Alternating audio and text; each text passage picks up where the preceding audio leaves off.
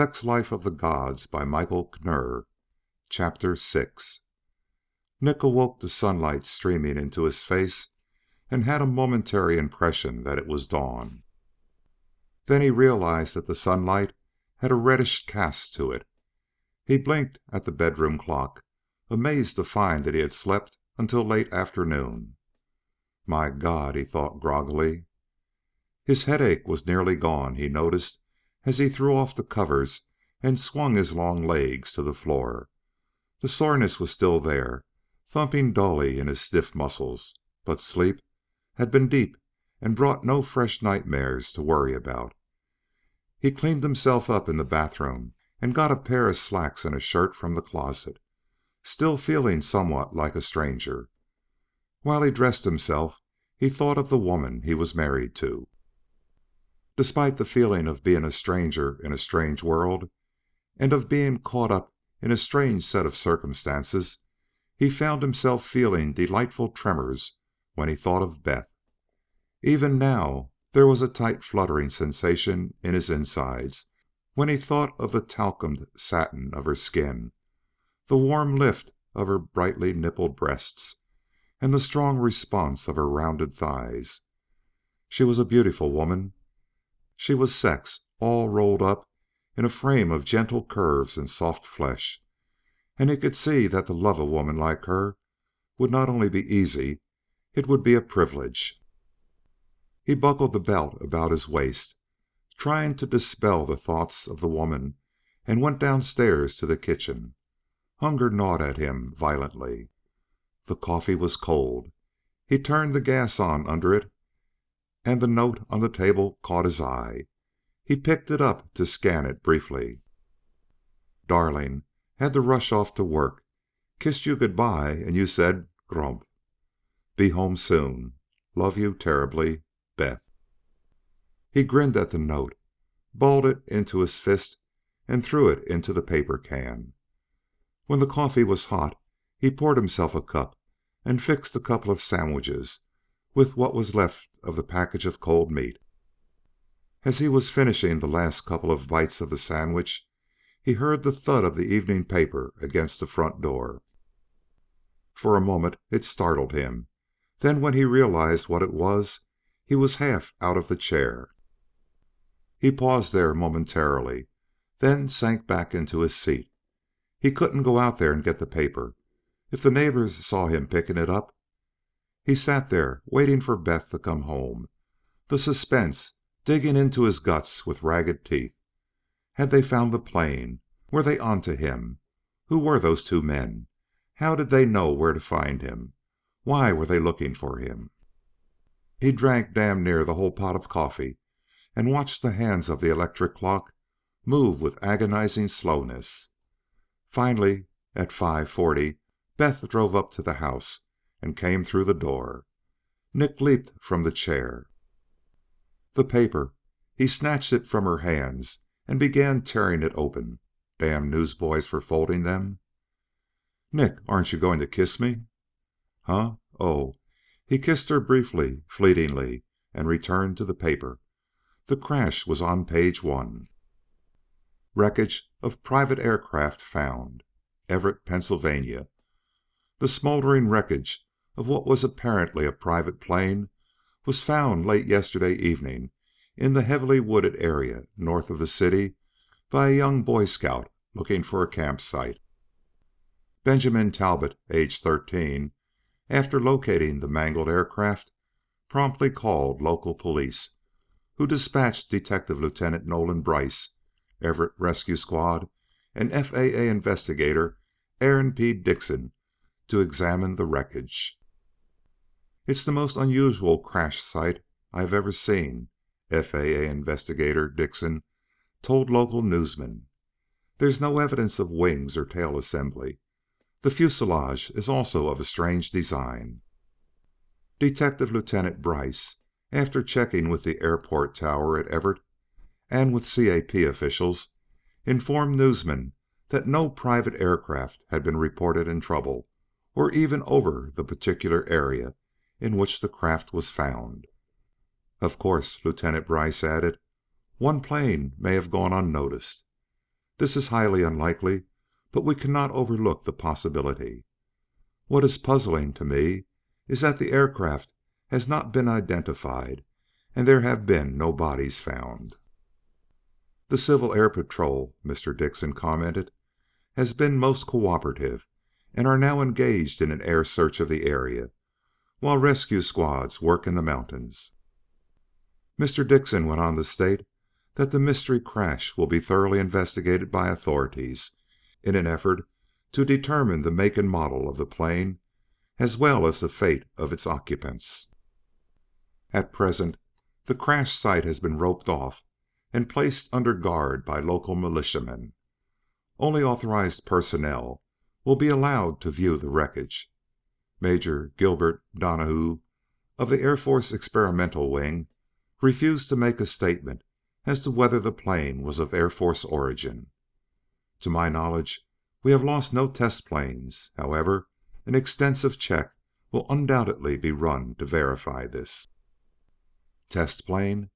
Nick stared in amazement at the words that leaped at him from the printed page. Test plane? What the hell was going on in this screwy world?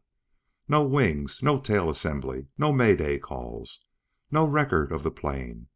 The whole damn thing sounded ridiculous. Coupled with the fact that he had been out of touch for 13 months, it all became weird. And to top it all off, Nolan Brice was one of the men who had been placed on the investigating staff at the crash scene. Suppose he, Nick, had left something at the scene, a fraternity pin, a slip of paper, anything that would link the crash to the fact that he was alive and in Everett. The whole damn bunch would be on his tail before you could say Jack Robinson. He... "Nick," Beth pouted, "will you pay a little attention to me for a change?" "I'm sorry, honey, but it's the plane." While she listened, he read the account aloud, and when he finished, they exchanged glances. "That's the plane I was in," he told her. "But you don't know how to fly." "I must know, unless someone else flew it. That's the plane I woke up beside.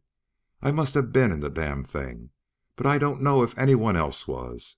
He buried his face in his hands. "Nick, should we call the police?" "No." Alarmed at his violent outburst, she put her hand on his shoulder to comfort him. "All right, dear, I'm sorry." "It'd been different if those men weren't after me. I'd call the police if they weren't dogging my tracks. I turned myself in just to find out what the hell's going on." "Me too," she said softly. At first he didn't catch the meaning behind her words. Then he blinked. "What?" he asked. "The car, the black one. It followed me to work this morning." She paused, then added, "It didn't follow me home, though." Nick slammed the paper to the floor. His lean jaw muscles knotted in anger. "That settles it," he snapped. "I can face whatever I'm mixed up in, but there's no earthly reason why you should be subjected to it. I'll have to get out." Beth threw herself into his arms, the ever ready tears welling in her eyes. "No, Nick," she pleaded. "Whatever it is, we'll fight it. We'll make out, but darling, don't leave me again." He held her tightly against him, his hands stroking the warm softness of her back and spine. The perfume of her hair filled him with a heady thought of summer fields of flowers, of sweetness and tenderness, of love. "Love, Nick Danson," he told himself. "You are mixed up. You're falling in love with your own wife." "And we'll go away," Beth was whispering in his ear. "We'll pack everything and go far away. We'll never see these men again. Nick, please, oh, please keep me with you." "Going away won't settle anything, sweetheart. They'll always be there, just outside the door. I've got to do something." He broke off suddenly, and it flicked into his mind like a film of the past, like a memory. The soft face of a girl, her hair a golden color against the backdrop of the Oquirrh Mountains, the softness of the pale blue-green tree. She spun away from him, the loose, filmy blue dress whirling about her trim ankles. Then she was coming back to him, arms outstretched, kissing him lovingly. He shut it off, clamped it from his mind. A memory that made no sense at all. A tremor of fear ran along his spine and trembled in his flesh. What did it mean? What was happening to him? "Nick!" It was Beth. "What is it, Nick? You look pale and frightened." "Nothing. We'll go away." She beamed. "I know just the place. The cabin. Far up in the mountains. No one will know we're there. We'll learn to love each other again." "You have to work," he pointed out. She nodded. "That's true. Still, you could go up there and try to puzzle this all out. I can come up in the evenings and on weekends." "Might be a good idea," he admitted, thinking that at least he'd be safe from prying eyes. "Then it's settled. You go sit somewhere and I'll get things packed." She whisked away, almost running up the stairs to pack some things for him. He walked to the kitchen without turning on a light and poured himself a glass of water. Outside, through the window, he could see the twilight fading into evening, the heavy purple clouds of night sweeping steadily across the sky. A star winked later and he knew it. Venus. He stood there in the darkness and picked out many of them as they flickered into being. Mars, Sirius, Vega, and others. There were... She came into his arms, and talk was insignificant and quite unnecessary. The soft, white arms wound about his neck. Tugging fingers pulled playfully at his hair, and she smiled at him. His lips moved down against hers, and they were lost in themselves. He could feel the taut pressure of her breasts playing against his chest, and the firm roundness of her thighs working against his. Her strong fingers worked against the muscles of his shoulders, pulling him down onto the cottony moss beneath the strange tree. The small litheness of her body molded into his, and his hands stroked her breasts beneath the filmy cloth that covered them.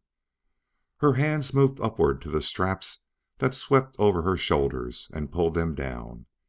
His eager fingers helped her, working the straps down until the firm mounds of her breasts lifted their rubbery, coral-tipped nipples toward the sky.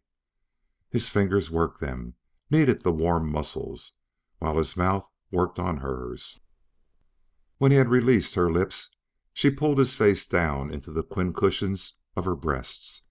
His hand moved against the flesh of her thighs, caressingly. "Ready, dear?"